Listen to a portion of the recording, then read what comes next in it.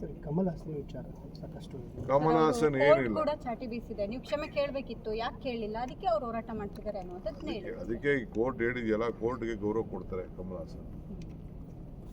But ನಮ್ಮವರು ಯಾರೂ ಕಾನೂನು ಕೈ ತೆಗೆದುಕೊಳ್ಳ.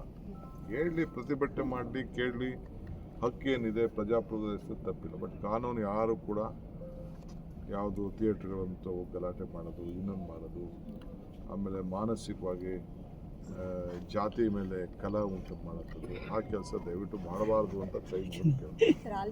ಯಾಕೆಂದರೆ ಬೆಂಗಳೂರು ಭಾಳ ಗೌರವದಿಂದ ಎಲ್ಲ ಜನಾಂಗನ ನಾವು ಒಟ್ಟಿಗೆ ತೆಗೆದುಕೊಂಡು ಹೋಗ್ತಾ ಇದ್ದೀವಿ.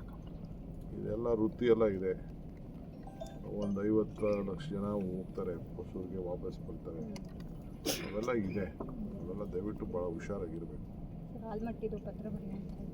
ಆಲ್ಮಟ್ಟಿ ಮುಖ್ಯಮಂತ್ರಿಗಳು ಕೂಡಲೇ ಚೀಫ್ ಮಿನಿಸ್ಟರ್ ಬರಿತಾ ಇದ್ದಾರೆ. ನಿನ್ನೆ ಅದೆಲ್ಲ ನಾನು ನನ್ನ ಅಭಿಪ್ರಾಯವನ್ನು ಸೇರಿಸಿ ಕಳಿಸ್ಕೊಟ್ಟಿದ್ದೀನಿ.